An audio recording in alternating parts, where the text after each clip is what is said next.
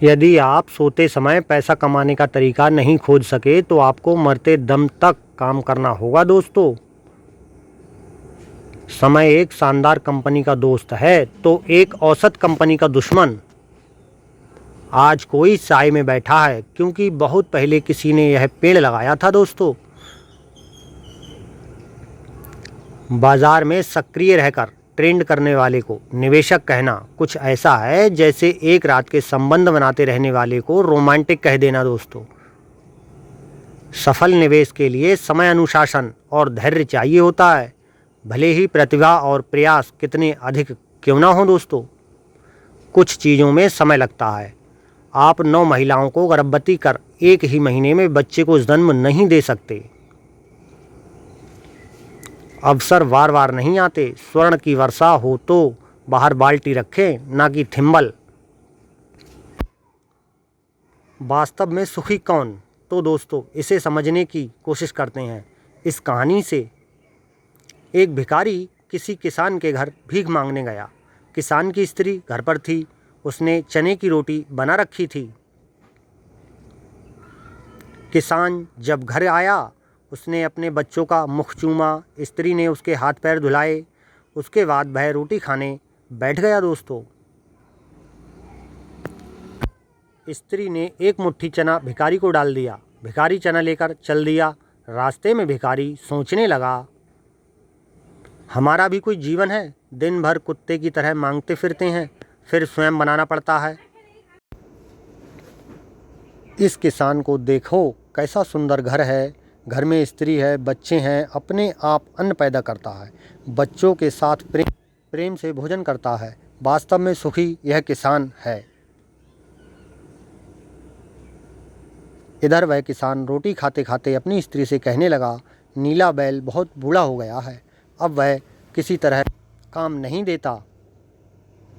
यदि कहीं से कुछ रुपयों का इंतज़ाम हो जाए तो इस साल का काम चले। साधुराम महाजन के पास जाऊंगा, वह ब्याज पर दे देगा। भोजन करके वह साधुराम महाजन के पास गया। बहुत देर चिरौरी विनती करने पर 1 रुपये सैकड़ा सूद पर साधुराम ने रुपए देना स्वीकार किया दोस्तों। एक लोहे की तिजोरी में से साधुराम ने एक थैली निकाली और गिनकर रुपए किसान को दे दिए। रुपए लेकर किसान अपने घर को चला। वह रास्ते में सोचने लगा, हम भी कोई आदमी हैं, घर में 5 रुपए भी नकदी नहीं है। कितनी चिरौंजी विनती करने पर उसने रुपए दिए हैं। साधु कितना धनी है, उसके पास सैकड़ों रुपए हैं। वास्तव में सुखी तो यह साधुराम ही है। साधुराम छोटी सी दुकान करता था। वह एक बड़ी दुकान से कपड़े ले आता था और उसे बेचता था। दूसरे दिन साधुराम कपड़े लेने गया। वहाँ सेठ पृथ्वीचंद की दुकान से कपड़ा लिया। वह वहाँ बैठा ही था कि इतनी देर में कई तार आए। कोई बम्बई का था तो कोई कलकत्ते का। किसी में लिखा था 6 लाख का मुनाफा हुआ, किसी में 1 लाख का। साधु महाजन यह सब देखता रहा। कपड़ा लेकर वह चला आया। रास्ते में सोचने लगा, हम भी कोई आदमी हैं। 100-200 जुड़ गए, महाजन कहलाने लगे। पृथ्वीचंद कैसे हैं, एक दिन में लाखों का फायदा। वास्तव में सुखी तो यह हैं। उधर पृथ्वीचंद बैठा ही था कि इतने में तार आया कि 5 लाख का घाटा हुआ। वह बड़ी चिंता में था कि नौकर ने कहा, आज लाट साहब की राय बहादुर सेठ के यहाँ दावत है, आपको जाना है, मोटर तैयार है। पृथ्वीचंद मोटर पर चढ़कर राय बहादुर की कोठी पर चला गया। वहाँ सोने चांदी की कुर्सियाँ पड़ी थीं दोस्तों। राय बहादुर जी कलेक्टर कमिश्नर से हाथ मिला रहे थे। बड़े बड़े सेठ खड़े थे। वहाँ पृथ्वीचंद सेठ को कौन पूछता भला। वो भी एक कुर्सी पर जाकर बैठ गया। लाट साहब आए, राय बहादुर से हाथ मिलाया, उनके साथ चाय पी और चले गए। पृथ्वीचंद अपनी मोटर में लौट रहे थे। रास्ते में सोचते हैं, हम भी कोई सेठ हैं, 5 लाख के घाटे से ही घबरा गए। बताइए तो सही। राय बहादुर का कैसा ठाठ है। लाड साहब उनसे हाथ मिलाते हैं। वास्तव में सुखी तो ये ही हैं।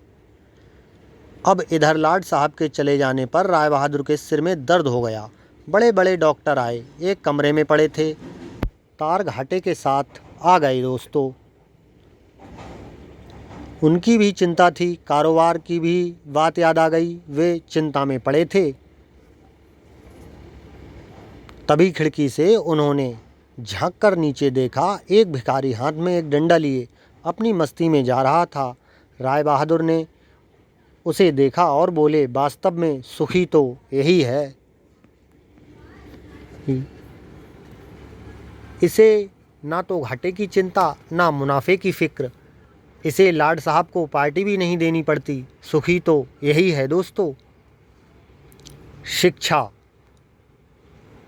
इस प्रसंग से हमें यह पता चलता है कि हम एक दूसरे को सुखी समझते हैं, पर वास्तव में सुखी कौन है, इसे तो वही जानता है जिसे आंतरिक शांति है, जिसे आंतरिक सुकून है। आप चाहे भिखारी हों चाहे करोड़पति, लेकिन आपके मन में जब तक शांति नहीं है तब तक आपको सुकून नहीं मिल सकता। वीडियो अच्छी लगे हो तो लाइक कमेंट शेयर ज़रूर करें दोस्तों। हमारे विपिन नीतू चैनल को सब्सक्राइब करना ना भूलें।